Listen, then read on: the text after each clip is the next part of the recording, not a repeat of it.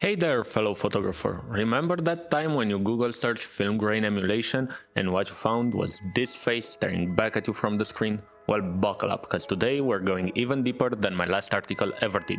You're gonna learn about what film grain is and how to emulate it on your digital files. But before I start talking about the how, let's talk about why.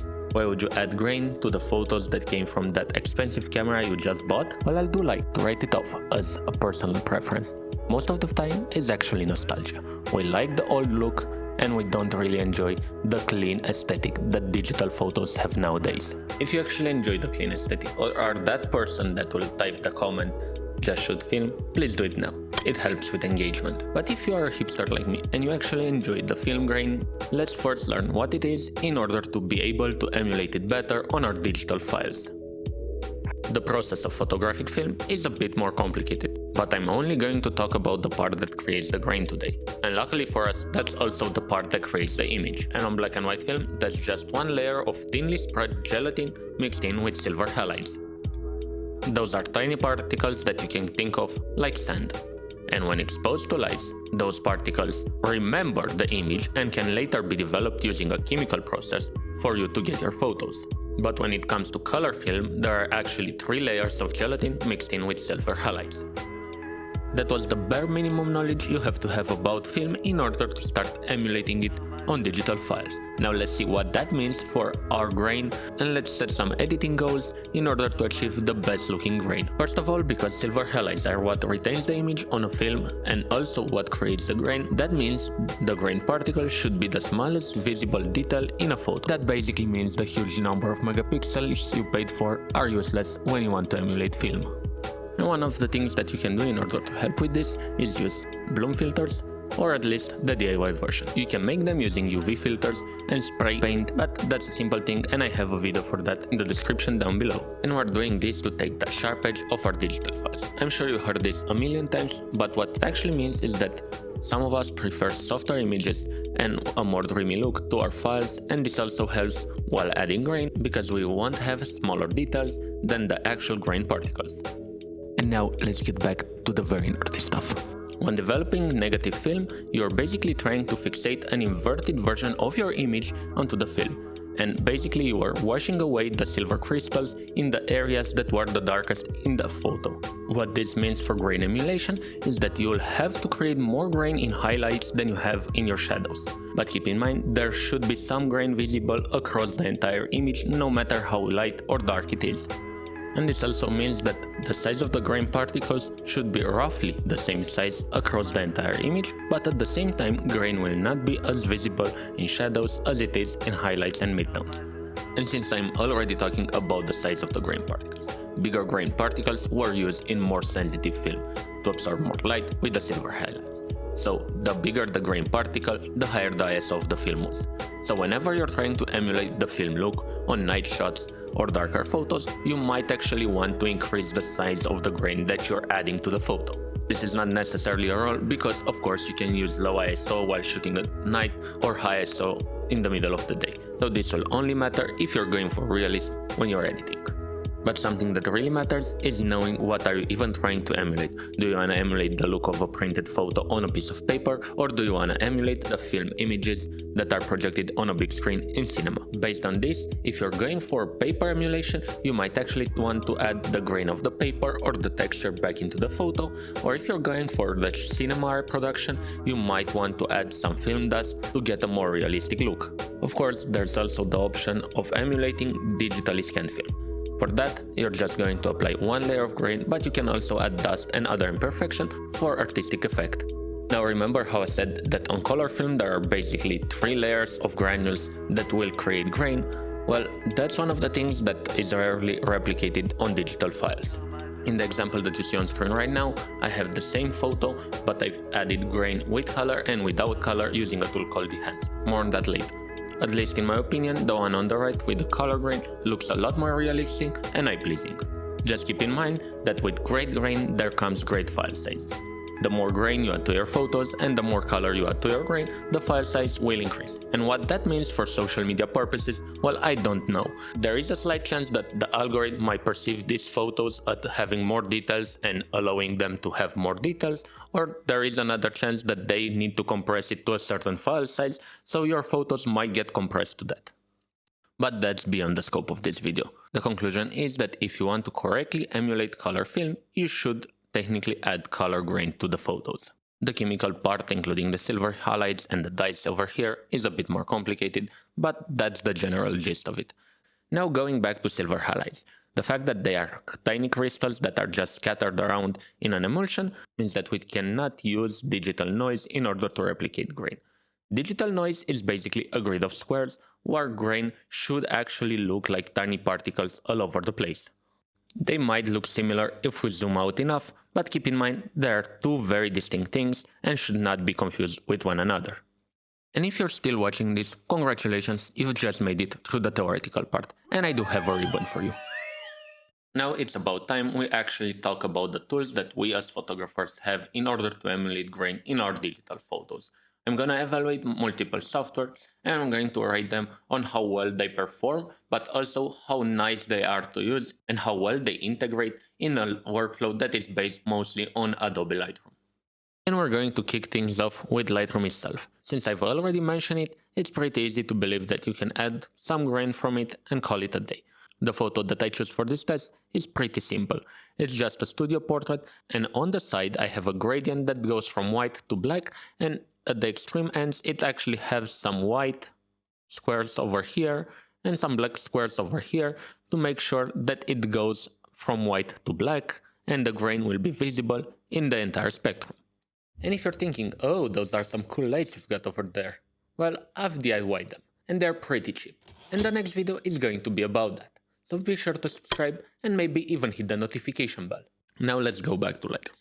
Inside of here for grain we have three sliders. The first one, the amount slider, is basically an opacity for how much grain there is going to be across the entire image. They're pretty much using an overlay. With the size slider, we're going to be able to adjust the size of the grain particles. It's not a lot of latitude, but the nice thing is that Lightroom is also decreasing the sharpness of the photo behind the grain overlay. That's pretty cool, but sadly we can observe that the grain overlay is applied evenly across the entire spectrum from darks to highlights. And even worse, if we zoom in on our control black panel, there is no grain over here, and the same goes with the white panel, there is no grain in the whites as well. And the roughness slider is basically adjusting the contrast of the grain overlay they are applying on top of our photo. So from a quality standpoint, Lightroom's grain tool is kind of lacking. They might improve it in the future, but right now you can't add color to your grain and the controls you have are kind of bad. But there is one thing that can make it better, and let's look into that right now. We can go to the masking panel, and in here we can make luminance range mask and add more grain to the highlights and midtones than we do to our shadows.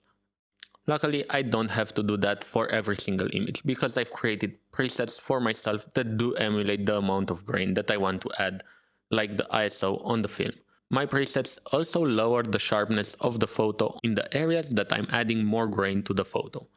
Now you can see on the gradient that the grain is more visible in the midtones and highlights than it is in the shadow areas, and that's how a real grain should behave in the real world. Another thing that my presets do is lift off the blacks and decrease the whites in the photos, because film photo cannot really capture the extreme ends of the spectrum. That kinda resolves the problem with Lightroom not adding grain to the extreme ends as well, and that's probably the most accurate way you can get some grain inside of Lightroom that will look decent. It will be way more accurate on black and white photos than on color one, but nobody will actually bait an eye.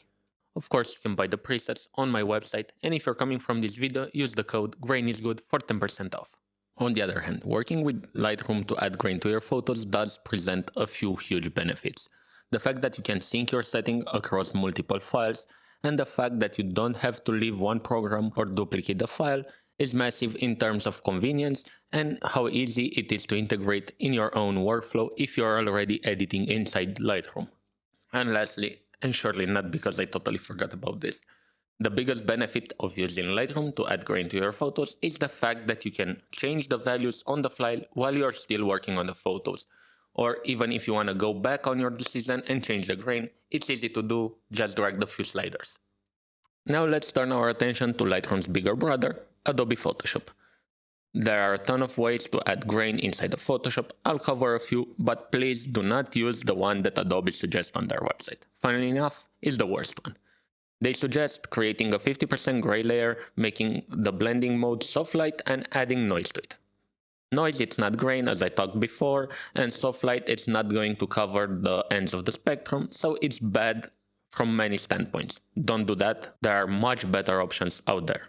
And since the most common way to add grain to our photos in Photoshop is to add an overlay on top with various blending modes, the first logical question is where do you get a grain overlay and what makes a grain overlay be good or bad? The first places where I would look for film grain scans would be stock websites. Make sure they are actual scans of film and not generated white noise. You can do this by zooming in into the photos and evaluating them for yourself if the pattern looks natural and if they include color or not. But be aware some of those overlays might be fine-tuned for specific blending modes, and if you want to use another one, you might have to tweak them before using them. Another option is to create the overlay ourselves inside Photoshop, and that's pretty easy. Come in here, create a new layer, fill it up with 50% gray, and instead of going to filter noise, we're going to filter blur gallery, field blur. Now we're going to the noise tab, select grain from the drop-down, and in here we have all the sliders that I wish we had inside Lightroom. But we can add as much grain as we want, select the size which is not really affecting the size that much, but we can scale the overlay later.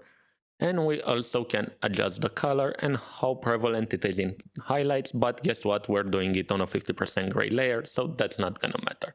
Now, before clicking OK, make sure to click high quality, and if you're planning to scale this up later on to get bigger grain particles, I suggest you're doing it on a separate file that has a bigger resolution so you can actually stretch it without creating artifacts or scaling problems.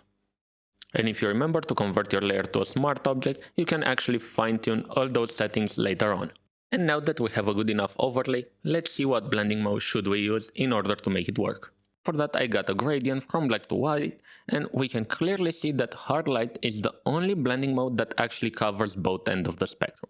But because an overlay will always have the exact amount of grain across the entire image, we have to find a way to fine-tune it to have more grain into highlights and midtones than we have in our shadows. To do that, we can just double-click the layer and go to the blend if options and alt-click or option-click on Mac and drag this slider until it starts to disappear from the darker parts. But beware, this will make it completely disappear for the black areas of the photos pretty fast.